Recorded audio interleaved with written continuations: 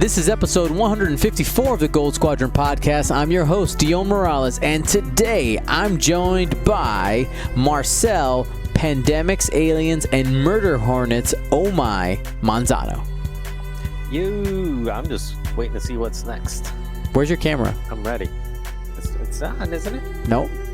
Did it get turned off? Oh my god. Will, Two Belts, Hagewood. Who's gonna get that next belt? I have it right here. Bam. And Ryan, Filoni is the master. Staniszewski. If you have the chance and you have Disney Plus and you haven't watched the second episode of the Gallery series for Mandalorian, do yourself a favor, go watch it. Filoni has a beautiful segment at the end of the episode. Oh, it's so good. It's so good. It's so good. So hopefully everybody is doing well today. I'm super excited. I think today's episode is going to be something special, if I do say so myself. But first, we're going to jump into some big announcements. All right, so Space Jam Rome is happening this weekend. All right, this weekend, Space Jam Rome. And if you don't know what we're talking about, we here at Gold Squadron have been putting on an awesome tournament series called Space Jam. Real prizes for online X-Wing. And we sold out Chicago. We sold out Rome. Tickets went on sale for LA. We sold that one out too. And we have Sydney is going to be the fourth out of four of the Space Jam events. But let's go ahead and pop over to the schedule real quick so that we can see what's going on. Now, for anybody who's confused about the times, understand the reason why we're doing different locations is that the event, like the start time, is 10 a.m. in whatever the location is. And we have a real clear, like, here is the time chart. You have your different time zones and all split up there. I did all the time magic for you.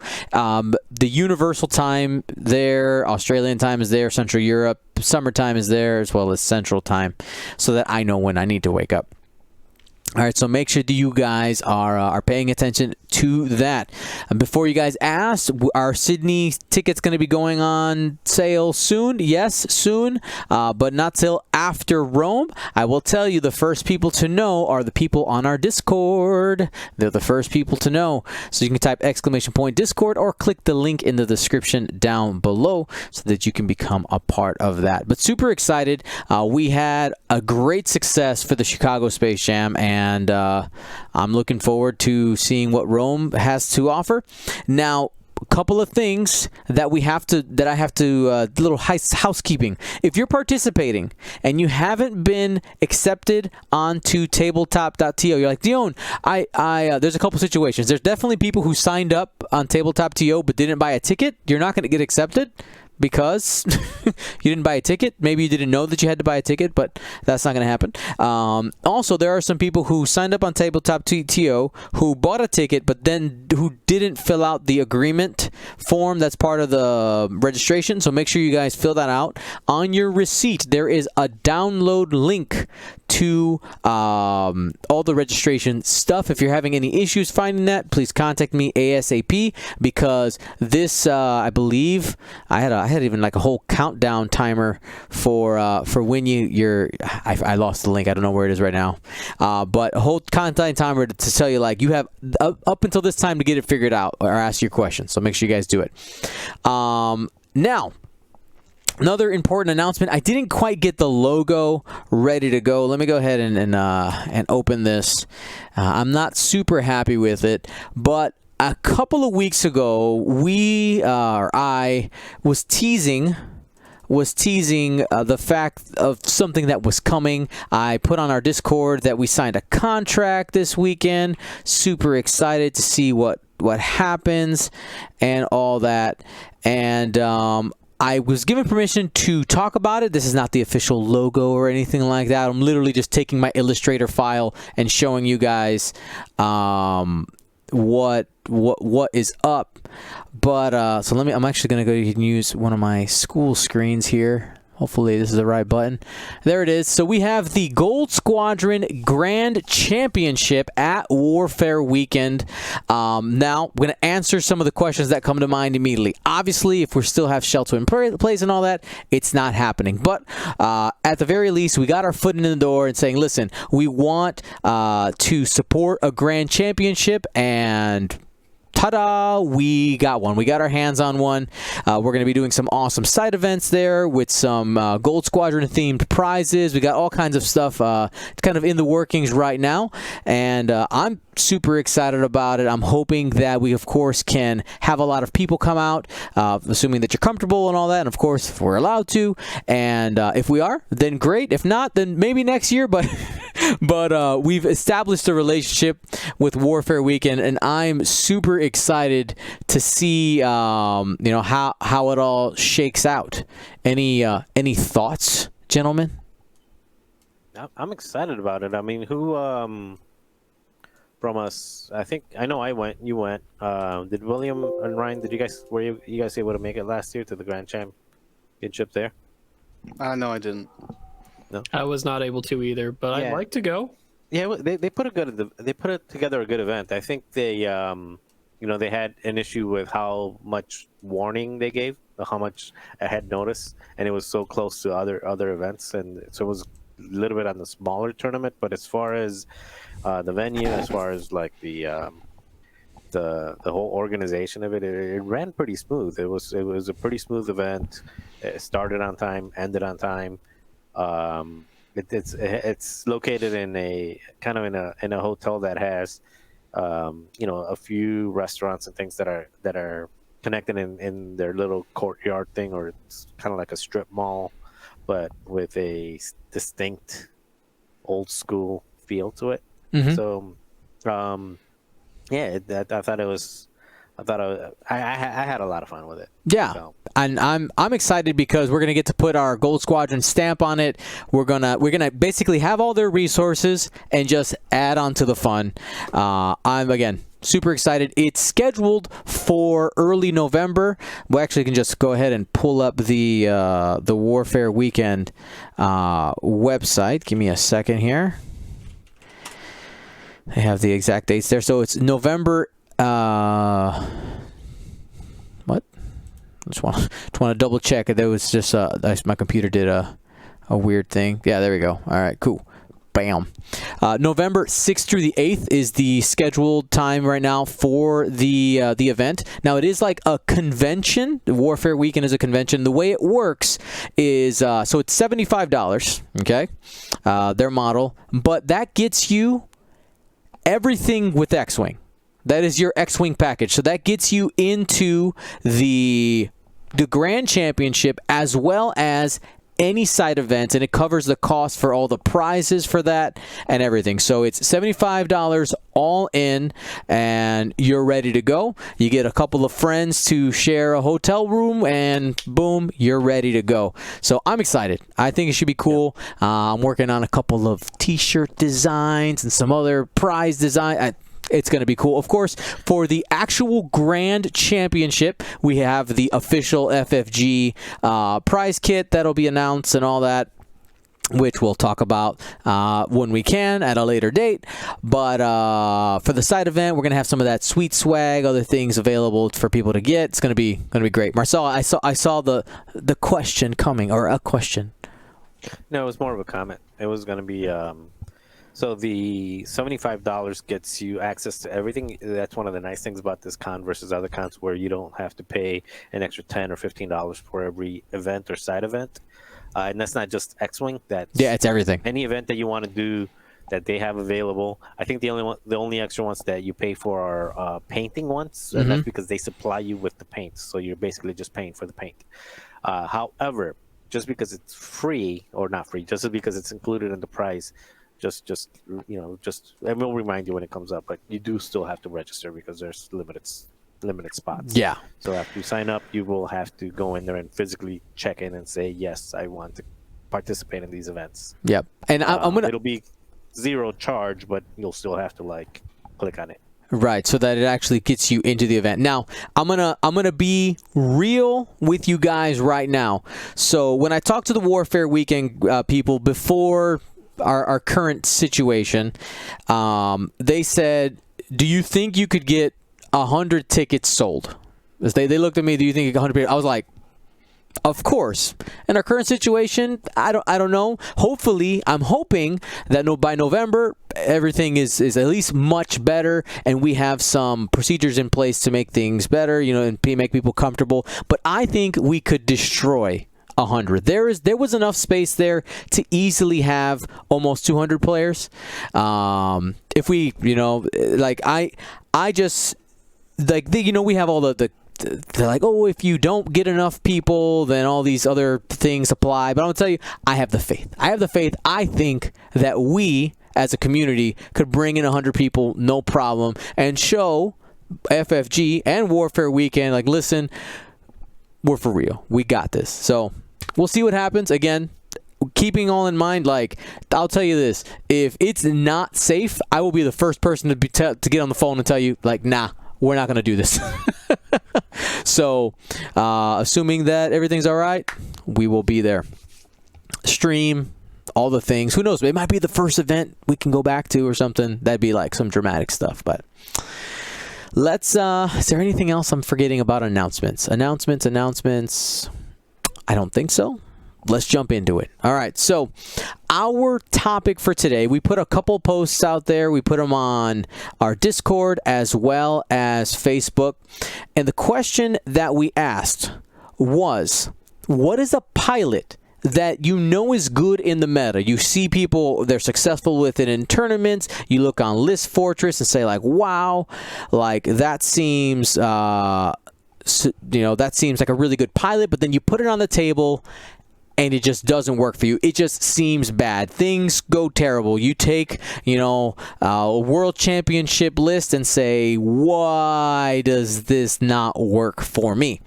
I basically asked, which ones do you seem to be bad at?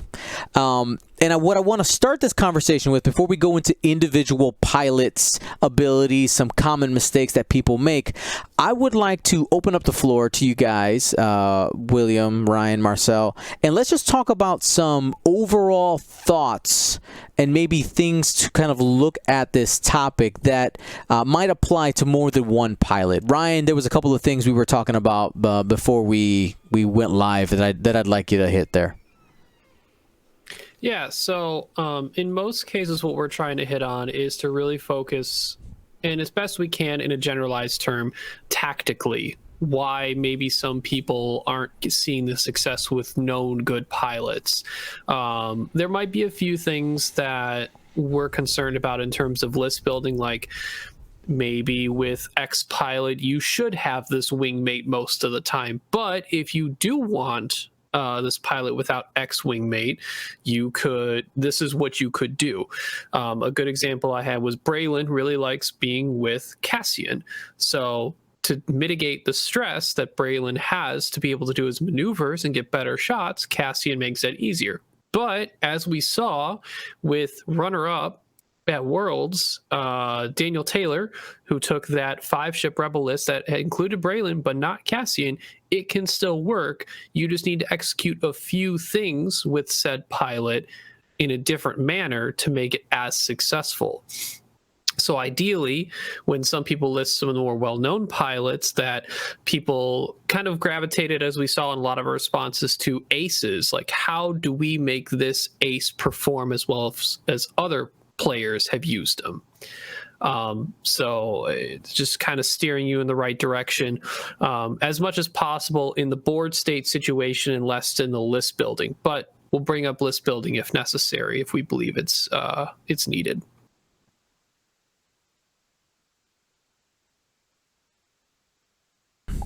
All right, cool. So Will or Marcel, anything else in that kind of category that you would like to bring up? What kind of category? Your silence is telling. So a couple of things that I want to bring up for this is that, obviously having a good pilot does not mean that you're necessarily going to be successful when you put it on the table, right? You got to make sure you have a plan, and that includes not just your build or how Ryan was talking about what you put around it, but also how you fly it, right? Where you put it on the board. Then and that same thing, with their abilities.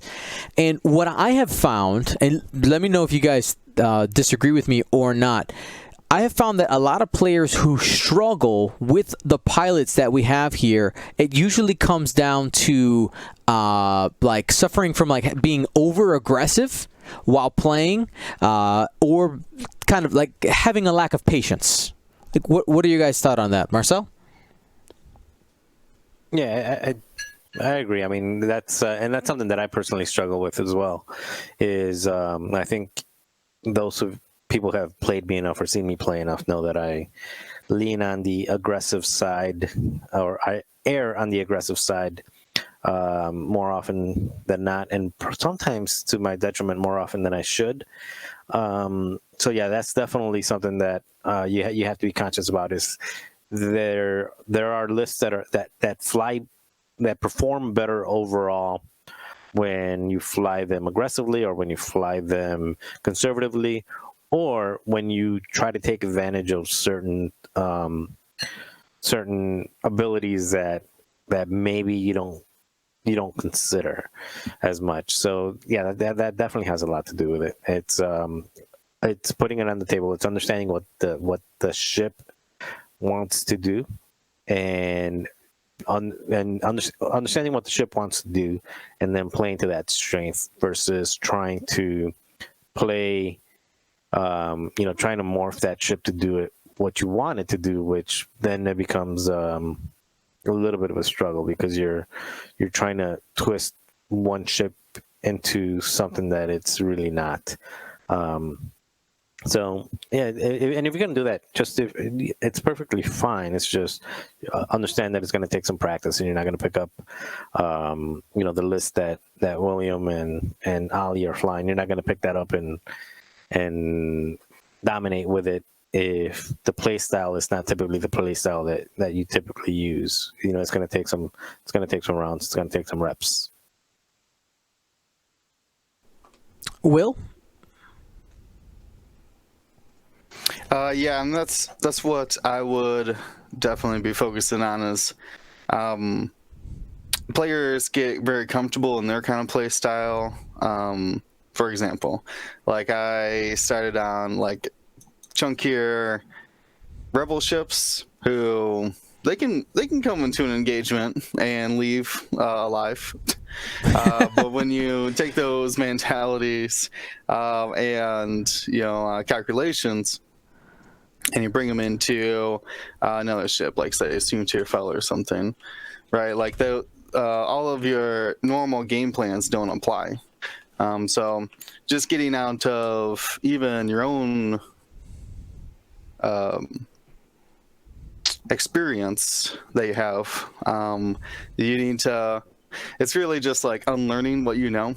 Just take all that and just try to absorb as much as as much information about the new ship, because it is going to be something new, but there's obviously a lot of wrong ways to fly a ship, so it does take some experimenting.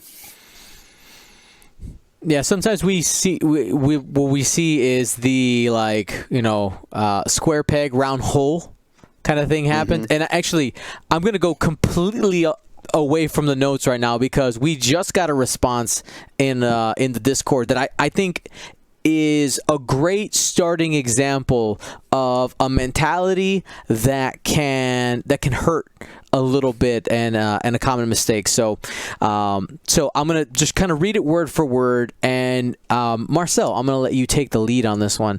So it says they struggle with the N1 starfighter Anakin. It says he's a good torp platform as you'll find in the Republic, but other than that, I find him underwhelming. Your thoughts? Well, yeah, he's definitely. There's definitely more to that than Anakin on the N1, And there's for starters, he's a Force user with the talent, pilot talent ability, which makes him the only ship like that in the entire game.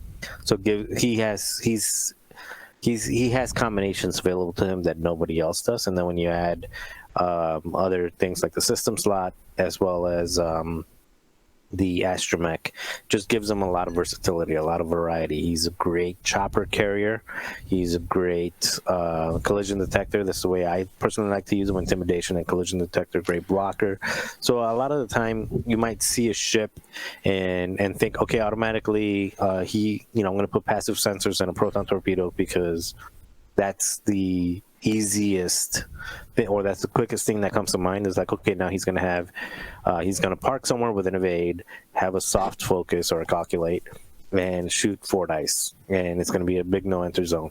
So that's great, but there's also a lot of different things that you need to take into account of what makes that ship successful and what makes that ship unique. Can I bring a different ship, kind of like what I shared earlier today? Dion? Yeah, go for it. Yep. So another one was I was talking with a local guy, Peter, and he was asking me about the difference between Plo, Clune, and Mace, being that they're the same amount of points. And the way he was using it was he was thinking that Mace's ability triggers more often, and Mace's ability is, he wants to go with Mace. And I was, that's another ship that yes, you might see the saying, you might see okay, he has an extra force and he gets force back every time he does a red maneuver. He's hardly ever starved for force. That's a simple, that's simple, that's basic, that's obvious to everyone. But some of the things that are not obvious to everyone is just how versatile the ability can be to pull a weapons disabled from a friendly that might have R2, an R2 astromech, where you have OB1 and then you shoot in to range 1 and take regen, and people think, okay, it's okay if I park in front of that guy because he's not going to shoot at me, just to have Plo Koon pull that weapons disabled away, and then you have a range, a 4 dice shot coming from Obi-Wan. Or in the same case, if you know that one of your ships is going to get really lit up, is just go ahead and not engage with Plo Koon, keep them safe, and just toss over an extra defensive token that way, whether it's a focus or an evade.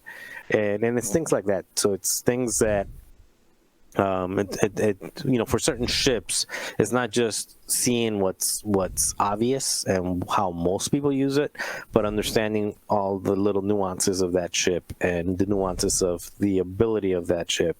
And there's a few on here that we'll get to. I think Hollow is one of the ones that has a lot of nuances. And another one would be like, Hollow, Chertek is another one, and there's a few other ones that fall in there. All right, cool. So, guys, we're going to jump around our list a little bit because I know some of you guys are a little better at some than others, like your experience level. And we're going to go ahead and flip it over to Will here. So one of the pilots that came up in our requests here was Darth Vader. So somebody who says, I just can't get Vader to work. He's either like dies or is out of the fight. What are a couple of things that they should keep in mind, maybe work on? Well, there's the main thing I would suggest is that Darth Vader is not a knife fighter. Sometimes he can just like one bank, right, and then like barrel roll maybe, and he kind of can linger in the fight. But he's certainly not a knife fighter. He's not a hard one and then boosting, and kind of like a tight circle like a lot of other ships are. So you have to keep that in mind, that he's going to make these like big swooping attacks that are very lengthy, like go through all the way through a lane, come in, and then cut back through it as well. Having essential upgrades like afterburners and fire control system, that's how I run them. It helps you with that. It helps you become faster than he would normally be, so you can exit and enter into those engagements. But the struggle is that he does not have great time on target unless he's kind of in a great an open lane, if you will. So he can K-turn easier and stay in that lane. What you want to avoid is, like I said, just kind of like one banking around and lingering. That's how Vader's going to get surrounded. He's going to get blocked, and you can't then, what do I want to say? You can't leave them. Like when I fly Vader, I'm not looking at where I'm going. I'm looking at where I'm leaving out of combat, essentially, because that his biggest problem is just being like blocked and then being like stuck in that combat. Because he's got defensive mods with the Force. He doesn't really have a great way to stay in the fight. So you just gotta use those things, like I said, like afterburners, like using the Talon rolls to cut back in and keep on people. But never bring him in. Certainly, I try not to joust with him. Obviously, it's kind of an ace thing. So, he's actually. I think I'm going to say this a lot about a lot of the ships, but a lot of the time he is bait. Knowing that your opponent wants to shoot you is what do I want to say? It takes some of that ease off of your decision making, right? If you're lingering your Vader around, waiting for the enemy to come towards you, they like knowing that they want to make that attack, so you can kind of like leave your Vader open. Not recommended, but if you do leave your Vader open, you need to recognize that people are going to try to take advantage of that. And there's a lot of pilots on this list who have big weaknesses. So knowing that your opponent's going to capitalize on those weaknesses is going to help you out. So what would you say Vader's weaknesses? I would say, well, I mean, obviously like stress, blocking, all those things, nobody likes, but I think his weakness is that he's actually fairly slow. Compared to other aces, he's without that native boost, he is fairly slow.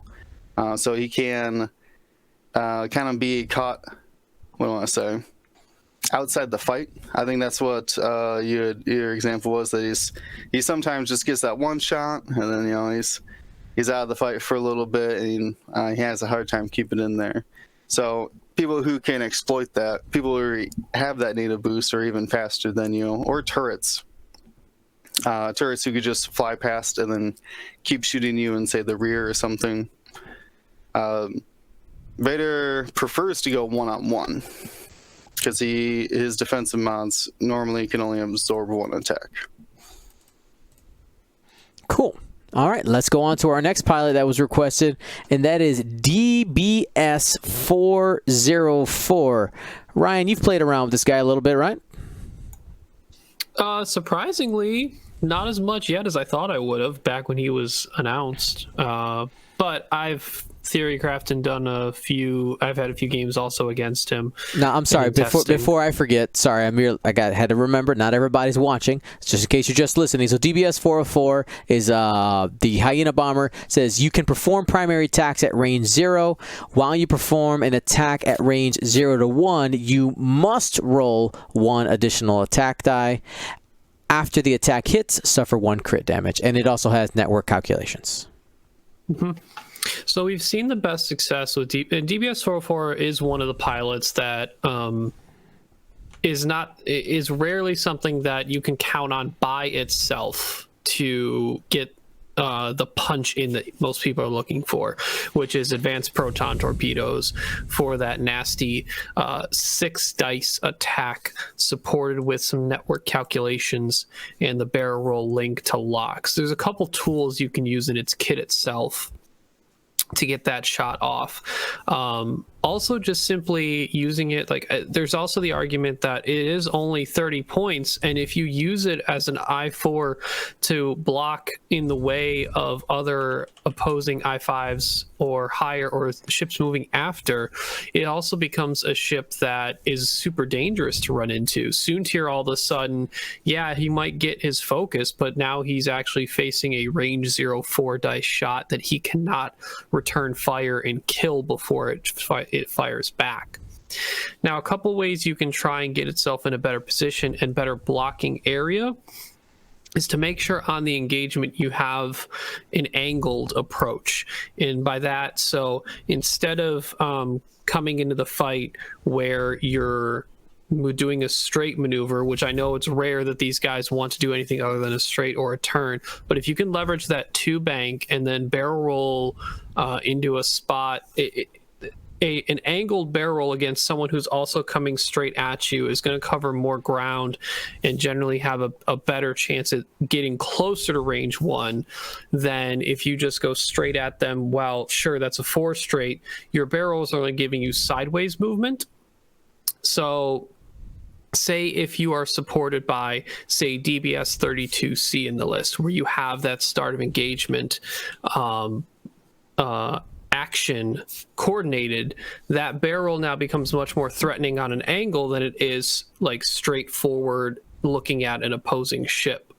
And then on top of that, say similarly, you have a Nantex who is giving you that barrel or even straight boost, so to say, from the tractor being passed to DBS to get DBS in that position.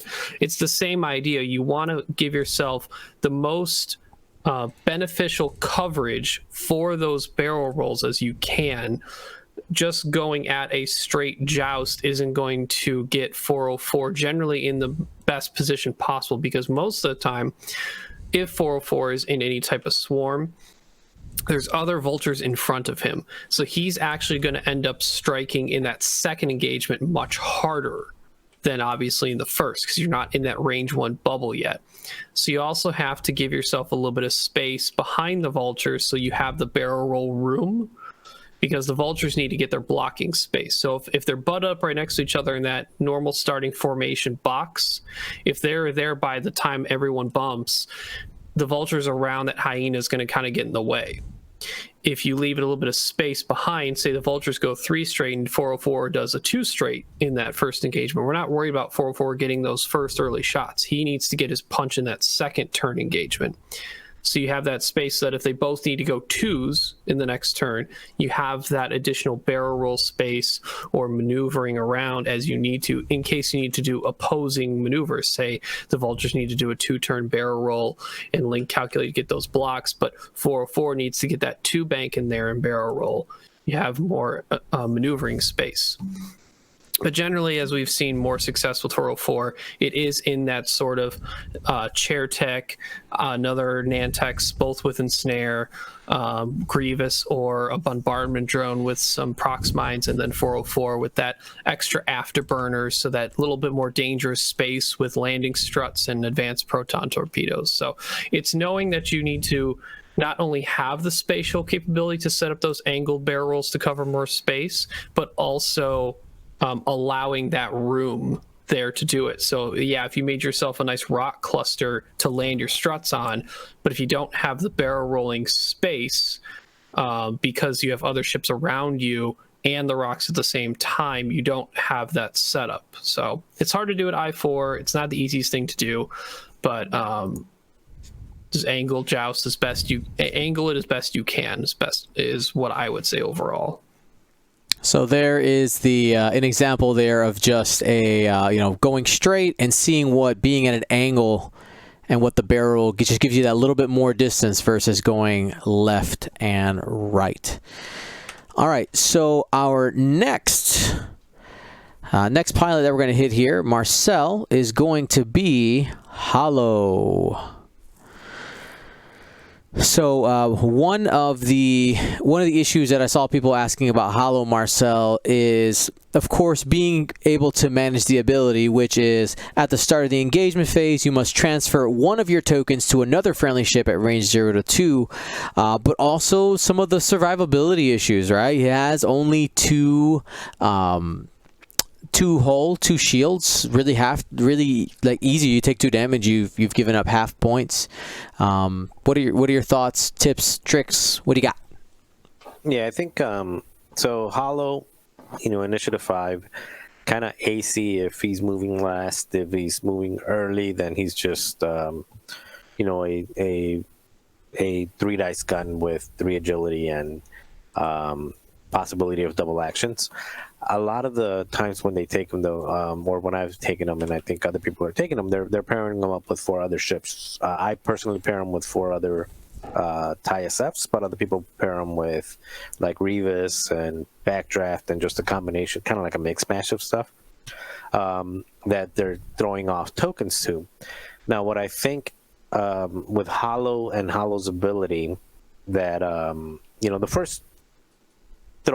first obvious thing is, if you have ships that target lock, you want to target lock Hollow, so that Hollow has additional tokens, which are target lock tokens, to throw away. So that's something that I think most people are catching on, but there still might be some people that are trying Hollow for the first time. They might not be aware of that. Like, maybe I want to keep all my tokens, but I still have to pass something away. So just have those target locks available from the first turn, so you can pass them away.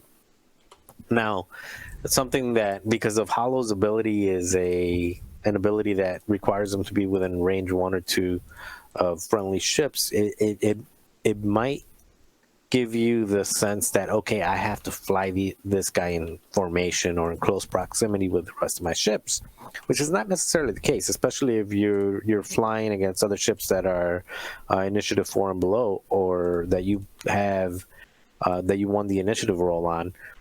There's nothing saying you can't fly on like Von Reg. If you're moving last, essentially you've got a Von Reg flanking, or a Hollow when you're fighting in close quarters. So you got don't get stuck on the idea of thinking that only because you have Hollow and you have Hollow's abilities that are basically flying with other ships that you have to do that.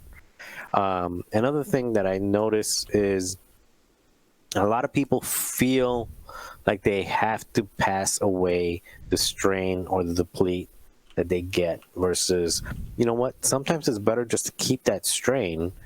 And if Hollow is at range 3 with a strain and getting shot with a 2 dice gun or something like that, there is zero reason why you should throw that strain away to somebody getting shot at range 1 or range 2.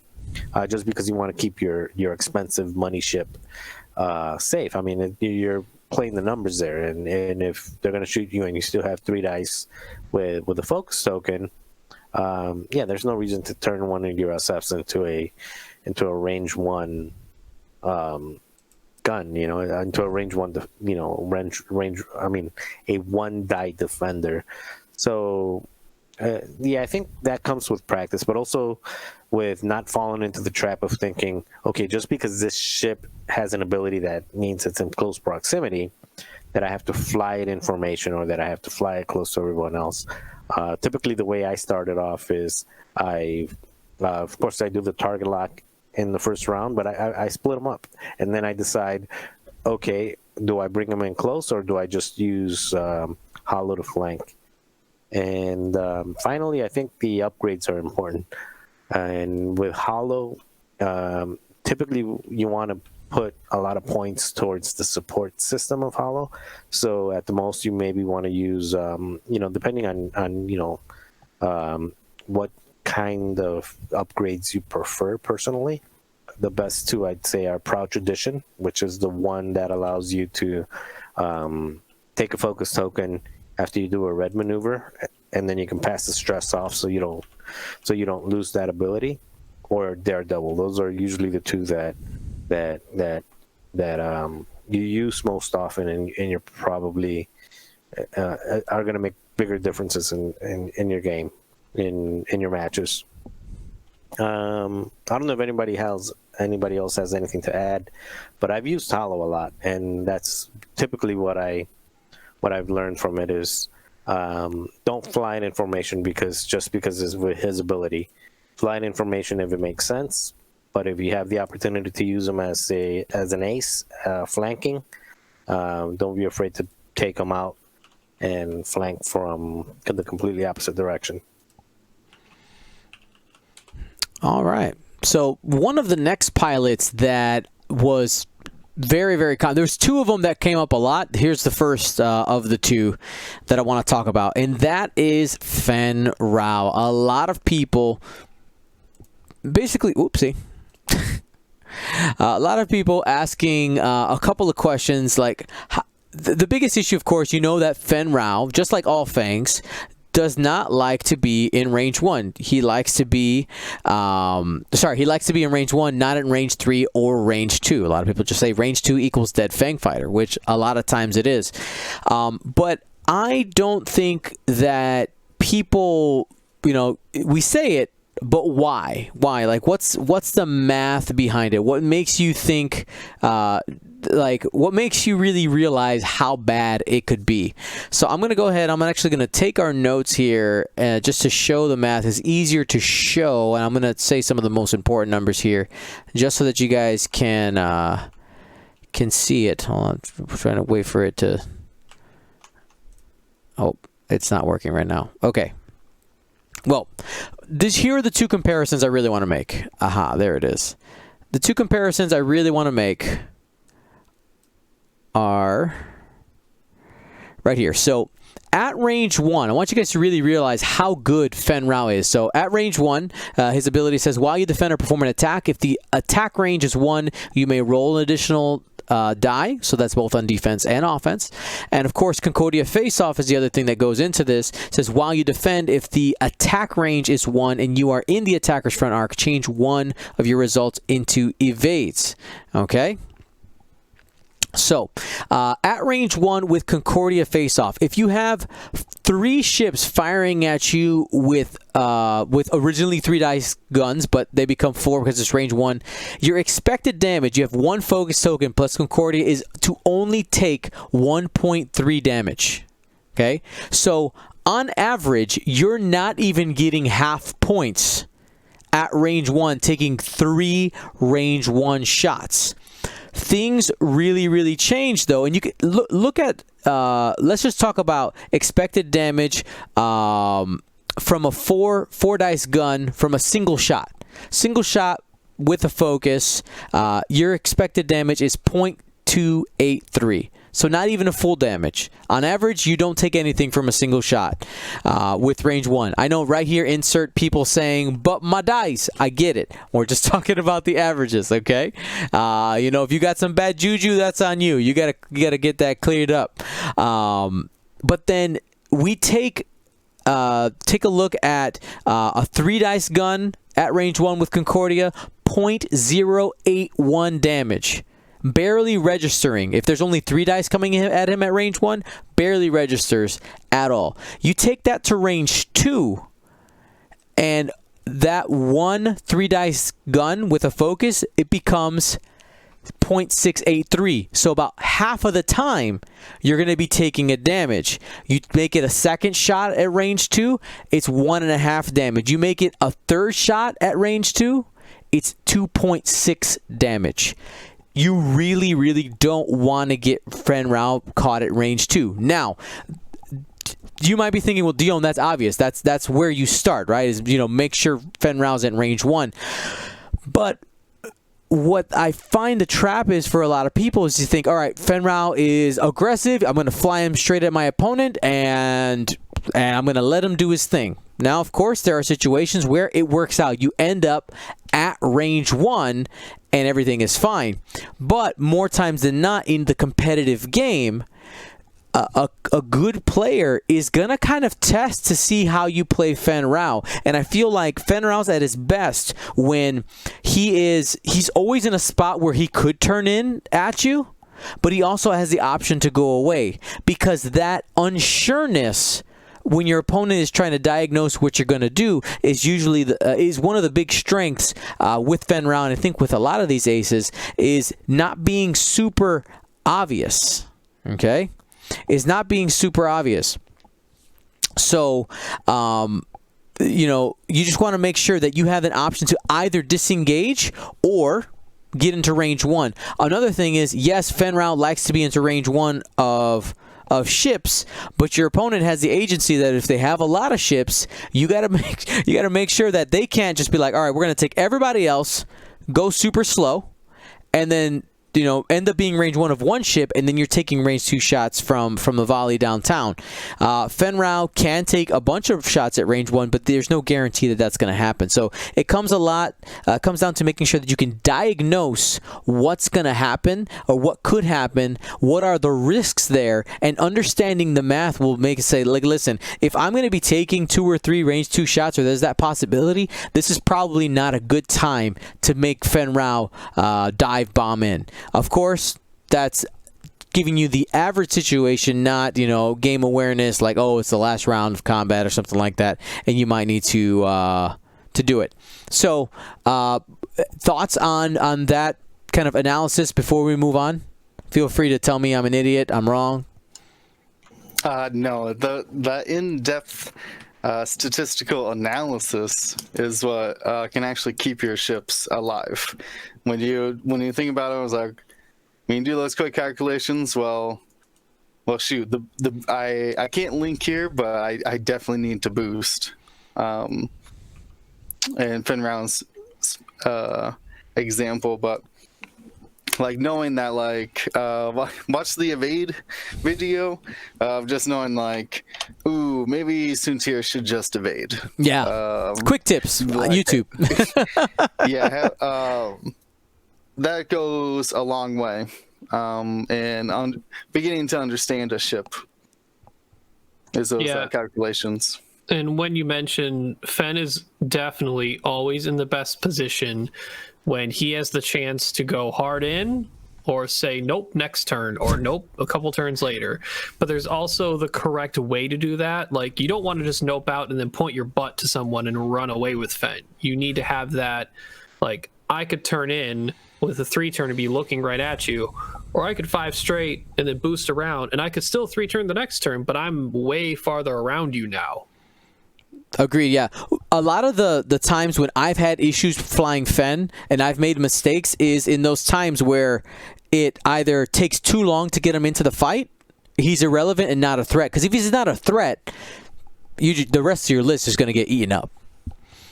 All right, let's go ahead and flip over to another one here. Let's go ahead and hit Whisper. Who's played the most Whisper? Will? You've been flying some Whisper, right? I've flown a lot of Phantoms. I normally prefer Echo, but Whisper's just got so many other advantages. The extra evade, obviously, it's coming in really handy there. But it's the you put it perfectly in the notes. The unpredictability.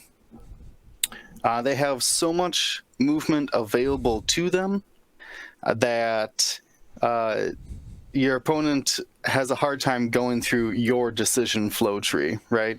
Like, oh, they could decloak left and turn away. They could go right and turn in. Well, what if they just don't cloak? Like, that keeps your opponents guessing, and sometimes they might just be sure that you're heading one direction. But you have a completely different strategy in mind. And a way to keep them fooled is having those decloak options available. A lot of times, I'm not great with Whisper because I'm used to Echo's crazy banked cloaks. But there's a lot of times where you are wanting to decloak, because Phantoms are best when they are decloaking and recloaking with the evade token. When you look at it and you're like, shoot, I only have one decloak option, and I have limited maneuvers, maybe because of obstacles or something, other ships in the way. I have limited options from that decloak as well. And that is what's going to get you pinned down, because you don't have that big decision tree anymore. Your opponent can look at that same thing and be like, well, it's really only options decloak, right? Hard one back in. The classic candy cane is about all he has. And that's what's going to get your Whisper in bad positions when he loses that unpredictability. Now, as far as Whisper's strengths, though, is definitely the speed of that decloak. The decloak forward or coming in and cutting it even farther in with the decloak as well. It can surprise people and even get on their flank. So what I do with Whisper every time is just gun down the neutral edge as fast as we can, because we're trying to get on their rear side. And what my best advice with any Phantom is that getting used to almost like drifting. That's a weird way to put it, but to where you're just going out to the outer edge of the game map and then coming back in, then going back outside and coming back in. And if you start this kind of drift around the board edge, you find that you never actually have to go into the middle of the fight, and you can keep guns facing the inside without actually having to fly in that direction. Does that make sense? The kind of drifting analogy? Oh, yeah. Just kind of sliding around sideways. Because you have That's what I imagine he's doing every time. I mean, you have the decloak to the side, right? You got decloak to the side, and then you do something, something nice and simple like a bank maneuver, right? And that just gets you the ability to just continuing to do that, right? Exactly. So for those of you who are watching right now, I'm trying to make a quick visual. Doing it live. But here we go. You just have this motion where eventually you end up just making a circle, right? Yeah, exactly. They kind of drifting out, and then you're banking back in, and then in 2 turns you've done 180 degrees, but you've never once gone into the middle. Yep. Whisper just that maneuverability is just absolutely ridiculous. Super good. And of course, that's to say, I think one of the things with practicing for Whisper is making sure that you have to find those situations where it's like, okay, I know that I could decloak and get this really sweet shot, but that's probably going to give me a problem, maybe not next turn, but the one after that, because then I'm in a situation where maybe Whisper is completely by herself, and the momentum of my opponent's ships could bring her in the line of all of my opponent's other ships. You saw that happen to me during Space Jam when I flew Whisper. I got greedy. I three banked into the fight, and who was I playing? I know. It was me in the final. Yeah, there you go. And that last one where Will's like, all right, and now all my ships are facing at you after this couple turns of you being hyper aggressive. And then I was real sad. How not to fly Whisper. Look up the game. Right, yeah, and that goes with a lot of aces of just being like that kind of it's called aggro. I call it aggro, but it's the amount of aggression you're drawing towards yourself, and being able to realize that a lot of these aces, they go from like 0 aggro, which means your opponent could care less. Like, I'm not going to chase that ship. I'm not even going to try to throw any dice at it, because if I do, it'll probably evade it.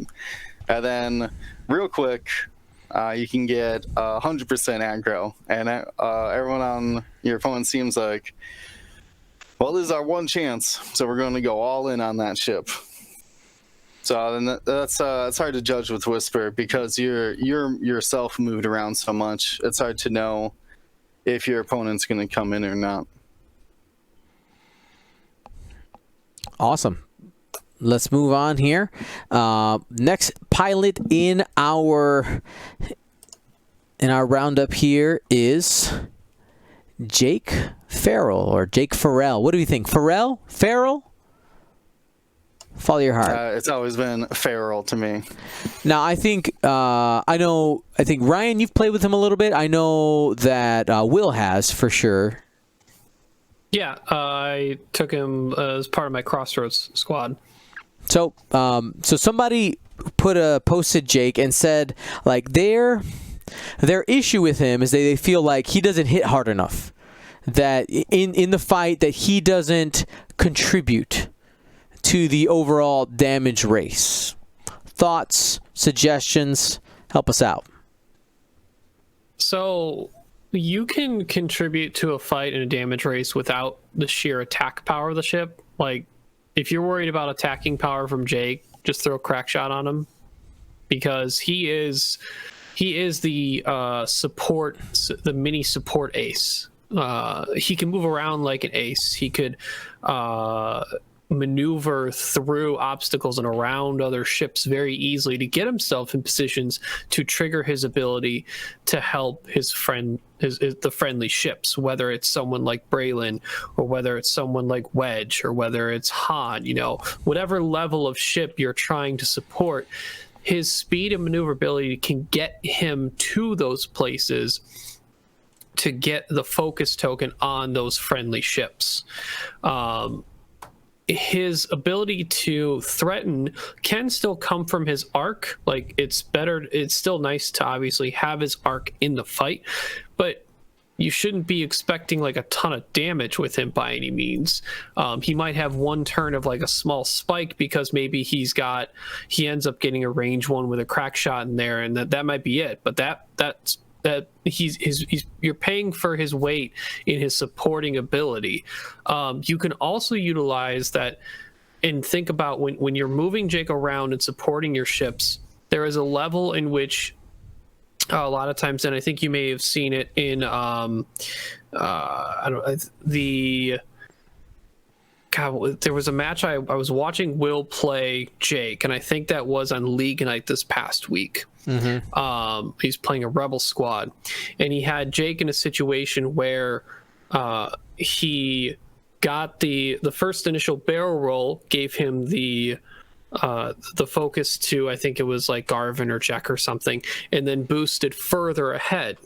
Now, if you think about that with Wedge, so granted, like Garvin and Jack both move at the same time, so you have a lot more freedom of movement, and Jake even flourishes further with those I4s as friends.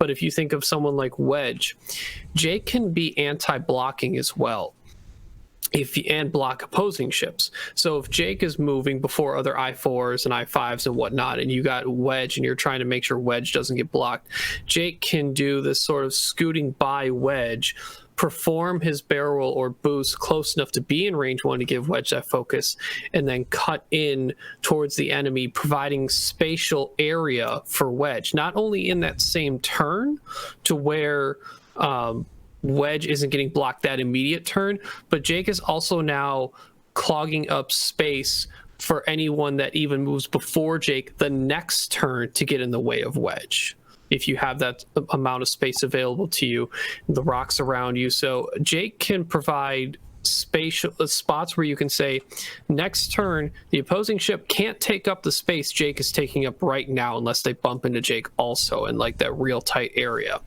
So I know for my ships that Jake is supporting that because Jake is able to land here next turn, if I also need to, they can also go there. So it's a little bit more protectiveness for your friendly ships that Jake is supporting, not only for the focus actions, but also in the space Jake takes up to block other ships and to deny people the next turn blocking your ships that you're supporting. Cool. Will, anything that you want to throw in there about Jake? Yeah, I love Jake. But his greatest strength does come when you're doing both of his reposition actions. Barrel roll, Jake yourself. Boost, Jake someone else. Now, that's the standard, but don't forget you can always just take your regular action, like say an evade, and then link it into that boost, and then give someone that token as well. So you don't always just have to. Basically, don't be selfish. You let everybody get in on the Jake in, and that League Night game. I was actually flying Jake really, really good. So if you are interested, I think it just got posted. Go check it out. You see my Jake run from one corner of the map all the way over to the opposite side just to give Garvin a boost, and then cuts back in to keep supporting my Ghost. It was pretty fantastic. Yeah, he's. Especially compared to other Rebel ships, he is about twice as fast as most of them. So, definitely don't. It's weird to fly him in formation. Ryan, you had done like a blocky, not like a blocky style, but like you brought some bruisers with him, right? Yeah, it was Braylon, Cassian, and Jan. So Jake was definitely the fastest one available there. So if you have the thing with Rebels a lot is unless you're flying bigs, you don't obviously need to fly in a true formation, which is a benefit to Jake because you can have a loose formation where you're covering multiple arc locations and giving the best maneuvers available to the ships that need them, or correctly, like Cassian ideally probably closer in the middle of the board, Braylon more to the outside, Jan kind of following, so they kind of create a triangle with Jan in your bottom corner, Braylon creeping up the board, and Cassian kind of working the way in the middle of a bit, but kind of keeping close to your edge. Jake can bob and weave within that pretty well with the one-turn barrel rolls. And in the beginning of the game, you just got to leave yourself unstressed as much as you can, as long as someone doesn't have the ability to just 5 straight barrel roll boost to get an early shot on any of your ships. So as long as you keep a loose formation and allow Jake the freedom of movement to get where he needs to go to support the ships he can, the better it's going to be. I believe it's the Crossroads game that I had against Alex Smittle, where it might have been even the final against Doug Howe. One of those 2 games, you can check them out on Gold Squadron's YouTube. I had a turn where Jake had almost went all the way up the side of my board and then cut in super hard and 5 straighted down the turn immediately after just to get behind and help Cassian get a focus so he can have a focus target lock. So as long as you leave the lanes open for Jake and you're not trying to be a really true formation, the better it's going to work out for you and give him the freedom he needs. Fantastic. So next pilot here I'm going to take is our favorite farm boy, Luke Skywalker. Now, a lot of people look at Luke Skywalker and the first thought that comes to mind is, oh, he's such a defensive ship. Why does my Luke Skywalker keep dying if he's so defensive? So, I have come to think of Luke Skywalker as being his ability, while it triggers on defense, his ability really more is efficiency rather than defensiveness. He's no Fen Rao, okay? He's no Fen Rao. While he can shake off some shots and be able to regen that the Force, the math still tells you that Luke is going to be taking damage. And now, Marcel, I want you to jump in here a little bit. Now, would you agree that a lot of times Luke Skywalker is taking target locks because he has the Force available to be used for a focus modifier? Yeah, unless you've got a reposition, that's the only time that you don't.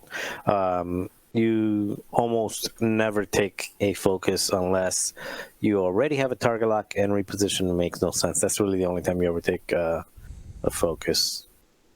Cool. Now, one of the things defensively is that Luke's ability does get better with the number of shots coming in, okay?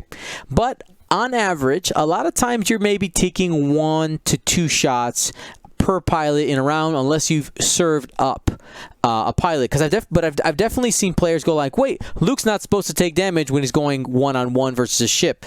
Now, let's talk about this. Look at the math. Now, versus a 3-dice attack, assuming that Luke target locked, so he doesn't have a focus, and he just has those 2 force available, he's expected to take 1.127 damage. So, 1, sometimes, about 10% of the time, a little bit more than 1. An ordinary X-Wing, just your Blue Squadron pilot that probably took a focus, is taking only 1.07 damage on average on that one attack. So on that one attack, if you did the Luke Skywalker thing, which is to target lock people, you are probably taking more damage with Luke than you are with that Blue Squadron X-Wing. And if you continue down the line, you take a second shot from another 3-dice attack gun that had a focus.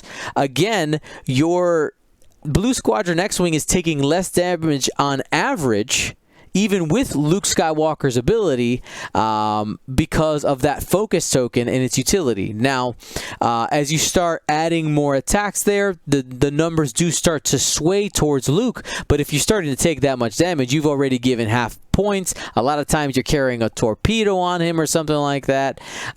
So I don't want to think about Luke's ability as necessarily being defensive, but more efficiency. Now, Marcel, I'm going to flip it over to you since you have a lot of experience flying Luke Skywalker around. Some thoughts, tips, tricks that you can give some people there. Yeah, definitely. So, correct. Luke takes damage, and Luke takes damage. He's a 2-dice ship. Regardless of how much force he has, he's still only rolling 2 dice. So if you're at range 2. And your opponent's rolling 3 dice, you're going to take damage no matter what you roll and no matter what kind of tokens you have. So just keep that in mind. It's still a 2-dice ship in terms of a 2 agility ship. So I fly Luke a lot. Luke is one of my favorite pilots. And I fly an expensive Luke a lot. I usually put R2 or even R2D2 plus a proton torpedo. Sometimes a hull or a shield upgrade, and sometimes even a force ability. I don't know what you call those things. The force upgrade. Force upgrade, yeah. Yeah. For example, right now I'm in a league tournament, whatever you call it, from Kentucky, Indiana area, and I'm flying 2 ships. I'm flying Hera, like at 100-point Hera, and then 88-point Luke. And I made the final in that. I don't know who I'm going to play, but I made the final with those 2 ships, just Hera and Luke, and it's an 88-point Luke. The thing to keep in mind with Luke is that in that list, I'm not looking at Luke as a defensive ship. Hera's going to survive longer than Luke is. She really is with the with the reinforce. It's Luke is there to punch, and Luke is there to punch hard, and Luke is there to die, but die extremely slowly. Same thing with the list that I took to Europe and the other one that I took to Gen Con with Wedge, Luke, and AP5. That's an Alpha Strike list. I have 0 defense in mind when flying that, and to your point, you just got to keep in mind, like, what is the ship good at? The common sense says, okay, you always have a focus on defense, so it's a defensive ability. But in reality, it's an offensive ship. So that means you can put all of your resources to putting out as much damage as possible, as fast as possible, and still have some modifiers for defense. If you have some regen, run away, still be able to stay alive a while, but it's an offensive ship. A good example or a good comparison for me would be a red line. So the Punisher from the Imperial Punisher, that when you take a target lock or something else, you can get a focus, you get a second action, whatever. They cost about the same thing. A fully loaded red line with advanced sensors and proton torpedoes is going to run you 70-something, 80-something points, similar to Luke Skywalker. It's going to hit just as hard as Luke Skywalker. It has 9 hull, so it has a lot of health. It's going to take a while to chew through it, but you know it's eventually going to die. It's points that you're going to either lose half or you're going to lose full, and you're just trying to do more damage and kill enough of the other person's list so that you're ahead in the damage race. So to your point, Luke is not so much a Fenrau or a Sunterfell because of their defensive abilities. Luke is more of a red line that is going to go in, put out a ton of damage at initiative 5, but ultimately, die slowly, but still let that damage come in. Now, to be fair, Luke will stay around longer than Redline just because of, if you put regen on it. So, regen is kind of a weird tool that very few ships have access to, but without regen, Luke is almost the same survivable as Redline, almost the same. Cool. Now, Marcel, are there any other pilots on this list that pop out to you and say, I want to talk about that one?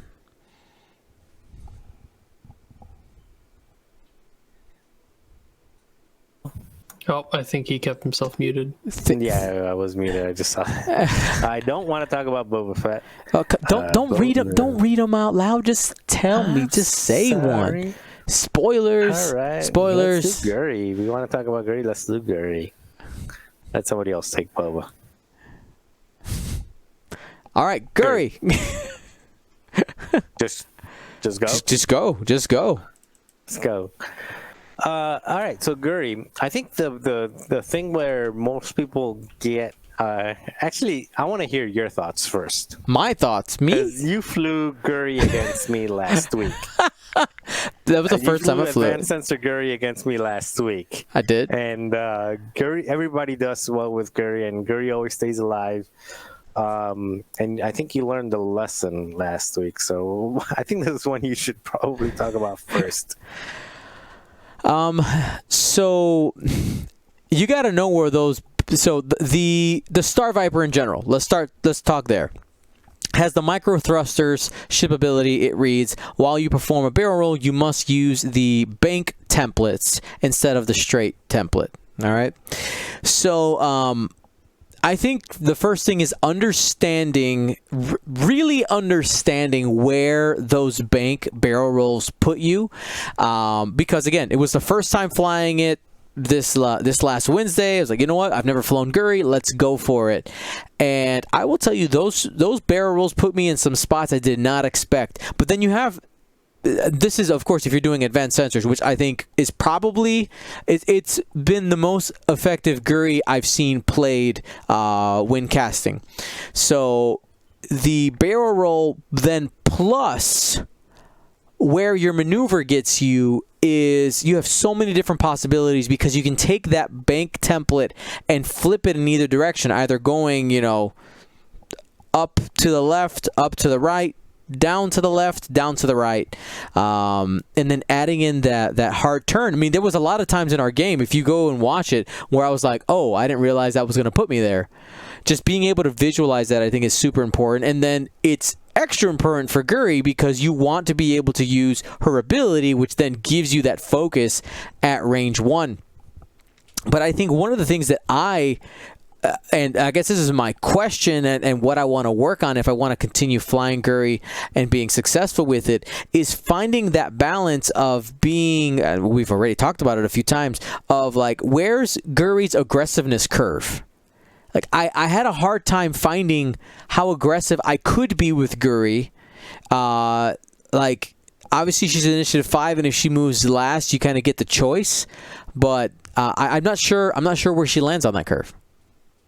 Yeah, and I think that's, a lot of people try to fly Guri the same way that they would fly Fenrau. We talked about Fenrau saying Fenrau wants to be at range 1 and take advantage of the ability, take advantage of the, the free evades, the extra dice, and with Fearless, most of the time, the free hit.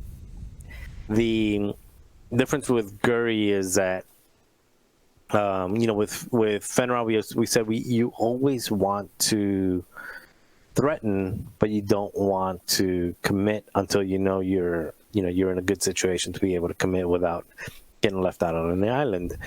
Guri is a little bit differently, especially when Guri has the initiative, in that Guri is really a knife fighter. I mean, Guri wants to be at range 1 all of the time. I mean, nobody is better positioned for knife fighting than Guri in the entire game. I mean, that's just fact, because you can Guri is one of the only ships, if not the only ship, that can actually token up after using advanced sensors. You can advance sensors with a weird barrel roll, make a hard turn in, end up range 1, and still get your focus, and do so. So when ships are knife fighting at range 1,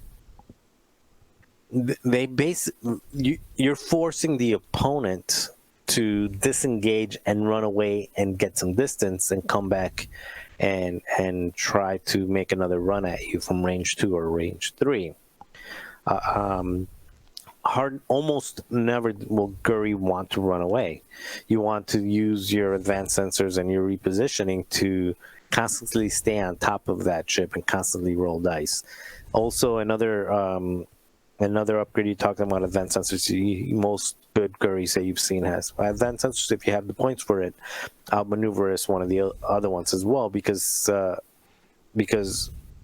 the weird angles that you can create and all of the different ways that you can get out of arc when you're knife fighting up close is going to give Guri the ability to use outmaneuver very often. I mean, so at that point you're becoming wedge at range 1 with a constant focus. You're always going to have your focus, and you're always going to be, so it just,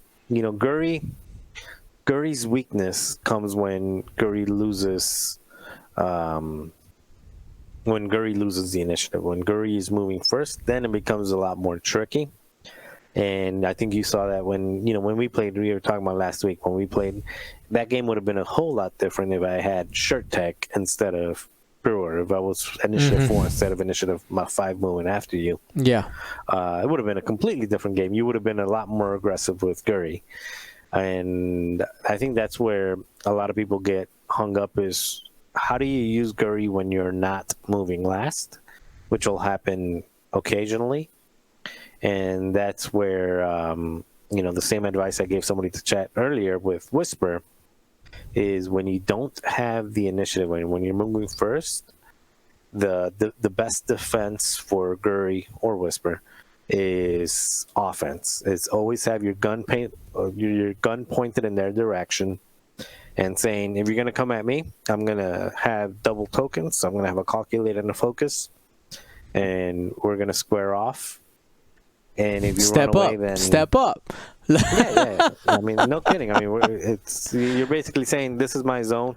Same thing if you're flying 2 Fen Rows. If you're flying 2 Fen Rows and you lost the initiative and you're moving first, the best defense is offense at that point, because your Fen Row might as well be initiative 1. So the way that you fight initiative 1 versus Fen Row or Guri or something like that is you're aggressive, and you make them disengage. You make them say, don't fly in this zone because you're going to get shot, and you make them fly away and try to corner them somewhere. But Guri is amazing. Guri, the only time I've ever been able to beat Guri when Guri has the initiative and was moving last is when the Guri player makes a mistake. I can 100% say that. I've only ever beaten Guri with advanced sensors if the Guri player makes a mistake. Most of the time the mistake is they stress themselves. They're like, they try to get cheeky and say, oh, well, if I boost and K-turn behind you, I get a free shot. Yeah, but now you're not advanced sensoring anymore, and I know where you are. But yeah, I love that chip so much. Cool. All right. That was a long-winded one, huh? You had a lot to say, and that's all right. That's Guri's awesome. Today's episode is really, really in depth. All right, Will, what's the next pilot you want to take on our list? Ooh,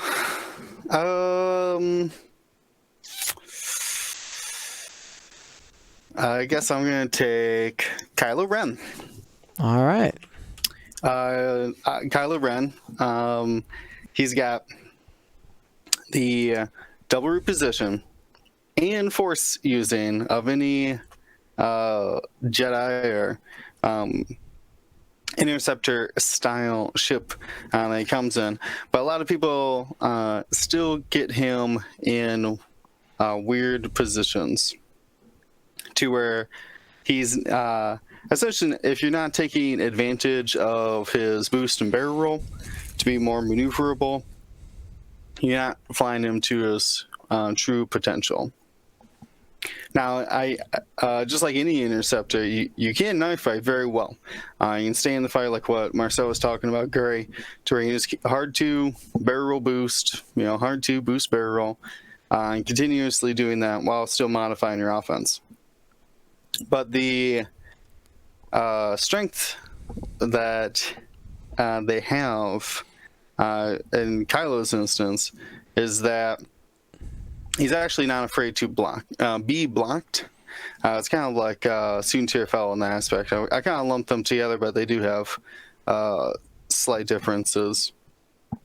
To where that Kylo, if you're at full force and rushing in, can deny you a shot coming onto you, right? That might actually be the best defensive place you can be. I think he's certainly the only ship in the First Order that has 6 health on 3 agility, so it's a little bit tankier, but it's hard to, what do I want to say?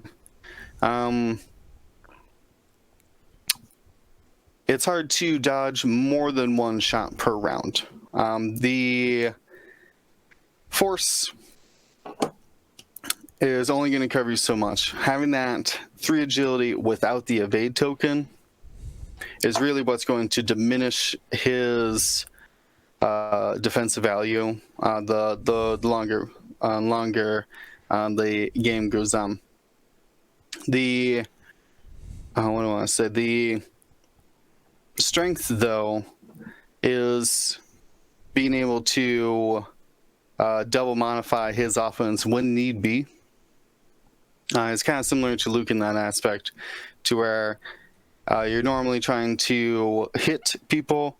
If you're trying to trigger his ability, the Kylo Ren, show you the dark side to try to push Chris through, you're going to need to be target locking. And you're going to need to be getting continued shots on someone shooting you, which is not always easy. But the most success I've had with him is actually utilizing that speed, utilizing the double reposition, and having that guaranteed mod in the force while you're moving quick on the battlefield. It's do you guys ever have this happen to you, to where you're flying an ace and you start thinking about all the different reposition options you have or whatever, and you end up just like, well, whatever, and put your dial just to a 2 forward and say we'll figure it out later? Yeah.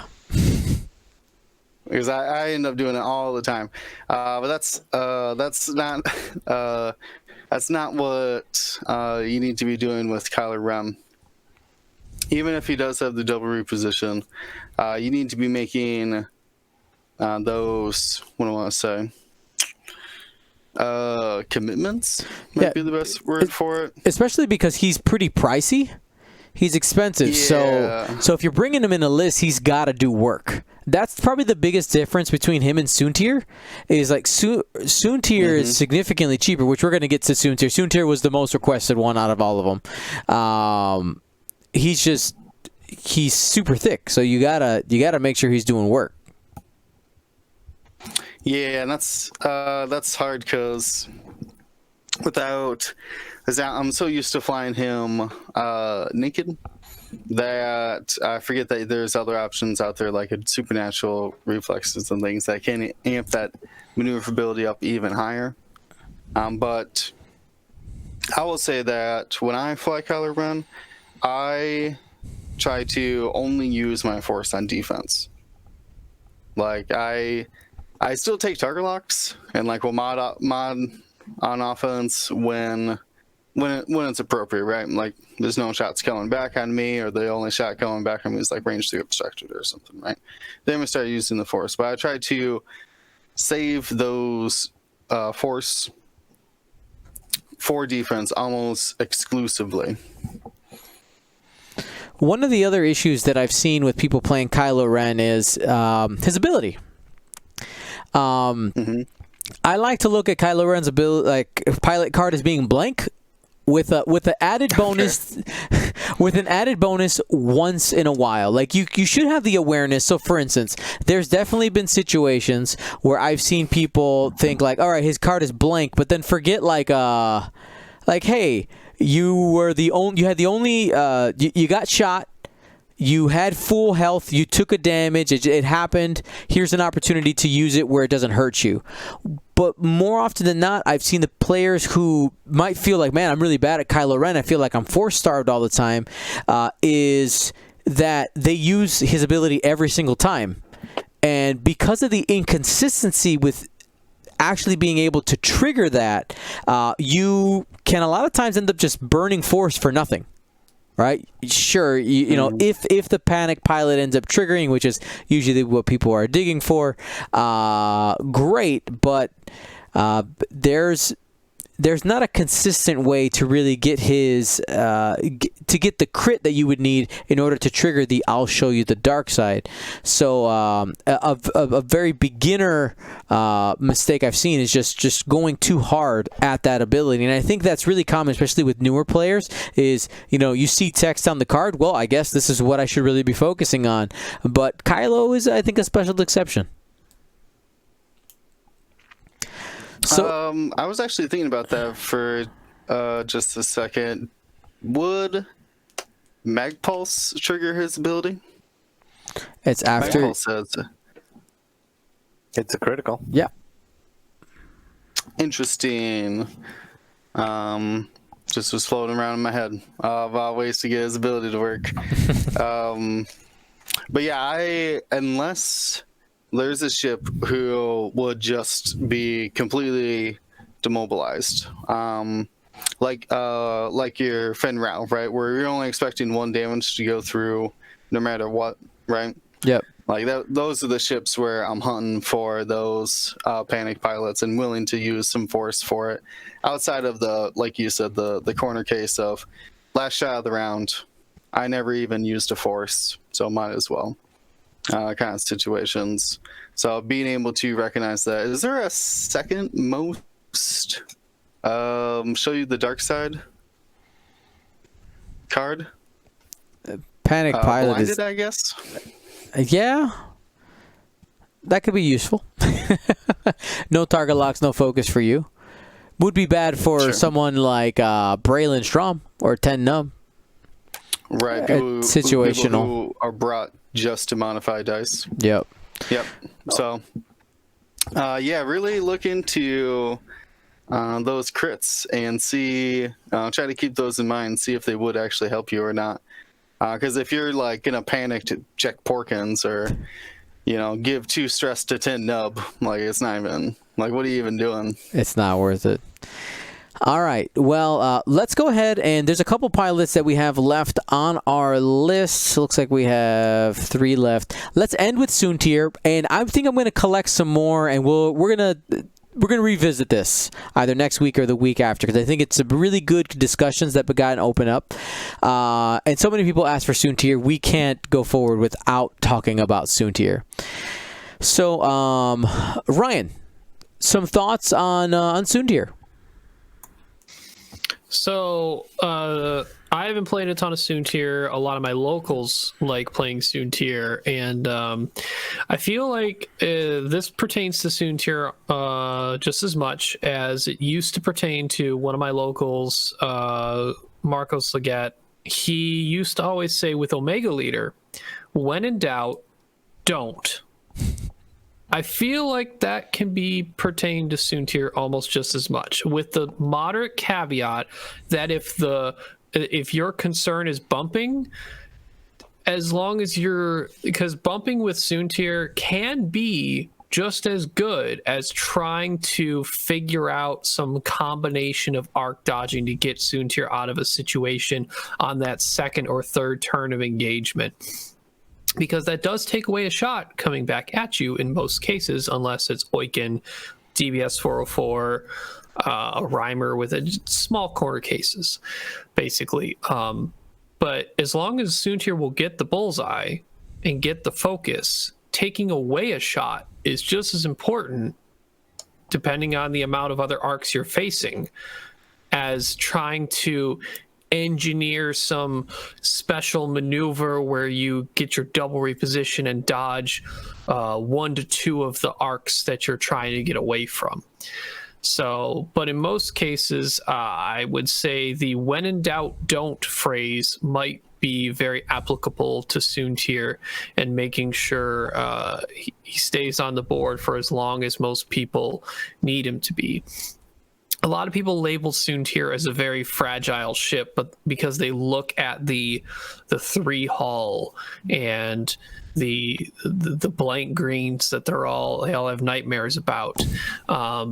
Which, yes, the small percentage that it can happen, it will, and you have to take that variance with you. But Soontir's got the points available in most lists. I know a lot of people steer towards triple aces to add a hull or shield upgrade onto, which helps. So you can take 2 damage and still have 2 more left over. Granted, still you're not gaining that half point threshold, but sometimes it's that one, hit crit and you get 2 blanks and you gotta mitigate that crit a little further. It's nice for that one to be in a 4 health pool than a 3, especially if that ends up being a direct. If flown correctly, that bullseye should be active as much as possible, so that 3 hull is backed up by an evade plus reposition that you took to get that bullseye for a focus. Keep in mind, especially for people who maybe aren't as familiar with Soontir, but maybe in hyperspace flew a lot of CLT Jedi. It's a lot easier to get a bullseye if you are 45 degrees angled than straight on a ship, because instead of trying to bullseye something that's straight ahead of you, parallel to you, their base is as thin as it's going to be to try and get that bullseye. If Soontir is on a 45 degree angle and can barrel roll or boost as necessary, a corner to corner length of a base is much wider to hit than a edge to edge of a base to hit. Fantastic. A couple other things that I've also noticed with Soontir is actually want to roll back here a little bit. Now, I found it really interesting when I put this out here that our world champion, Ali Paknell, actually put Soontir up as this is a ship that I struggle with.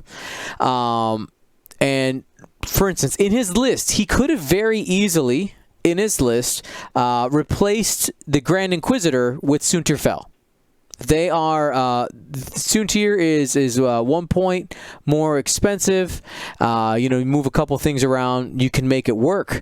And I find that really interesting, just in the fact of the different functions. Like a lot of people, especially if you played first edition, you think of Soontir Fel as unhittable, but really the Inquisitor has is significantly more defensive in nature. The strength of Soontir Fel, of course, is the initiative 6, the maneuverability, and when you do get the bullseye on, you can end up doing things like barrel roll boost and have a modifier and end up just tearing stuff up. But I find that just like a couple of the other pilots that we've talked about, is some people just get a little too aggressive sometimes. Will, do you have something to say about Soontir? Any extra thoughts? No, I'm terrible with them. I prefer a calculated round rather than a focus in the bullseye. There I you think talking specifically about Ali, I don't know about Ali because I didn't speak to him about it, but in his type of list, one of the things that it makes the difference between Sunterfeld's defense ability or defense ability, or the ability to be defensive, versus the Grand Inquisitor has to do with movement. The Grand Inquisitor can still be defensive moving first, has more modifiers, can take evade, and also can get rid of the range 1, spend the force to just basically guarantee that one less dice is rolled. And in lists that are topping close to 200 points, usually the Grand Inquisitor will be more defensive, unless you're flying against all initiative 5s. So I think that might be have a little bit to do with it. Sunterfeld is more defensive, and Sunterfeld is actually in my opinion, I fly Sunter very aggressive, but that's because I don't, if you bump Sunter, you're still going to get a modifier, because 80% of the time when you bump, you're bumping at an angle that you're still, you still got your bullseye giving you a modifiers. But if you're moving first and you have somebody moving after you, Sunterfeld becomes might as well be turf and air at that point. I mean, it's not, and there's nothing making Sunterfeld special if he's not moving last. If she's not moving last. There you go. A little disagreement on that one. We saw, and I think this is actually, I was going to lead into one of the more successful lists we've actually seen Soontir place in. We saw Zach Bart at LVO take Soontir backed up by Krennic. So that helps against shielded ships if you have Jendon holding Krennic, getting the lock for a targeting computered crackshot Soontir to pull some shields off that maybe he doesn't have to spend focuses on, and those other Inquisitors to support that ranged fire. I think a lot of people, I do agree that Soontir in a triple aces list definitely wants to be the I'm moving last Soontir. But if you have a pre-set up target lock from Jendon, the ability to give him his offensive mods if he really needs it beyond the optimized prototype from Krennic, your Inquisitors can provide that range band of damage that if they go in this area, they're going to already have pre-set up concussion missiles. So while I agree that in a triple aces he wants to be the move last Soontir, I think we've seen he can have success in a low bid list as long as he's backed up, so that he can use his tokens defensively while still outputting some damage. Yeah, that's you're definitely right. And initiative 6 alone is going to get you moving last in most scenarios, unless you're facing a Fenrau or Quick Draw or something like that. Another example, to your point, is Nathanides' list that has been modified a few times throughout Point Exchange with Vader, Soontir, 2 bombers with barrage rockets and no bid, just coming in at straight 200 points. That's really effective. That's really efficient thing. And you're right. It's kind of the same thing that I was saying with Guri.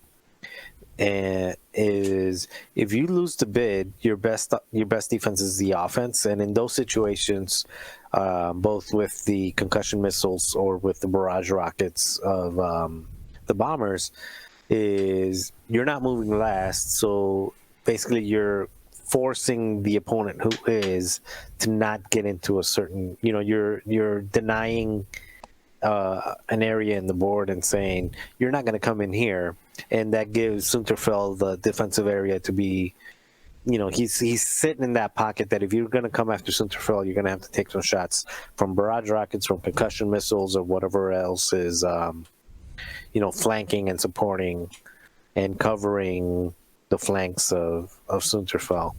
But yeah, 100%. If and I was talking about specifically like the AC list that wants to be ultra defensive.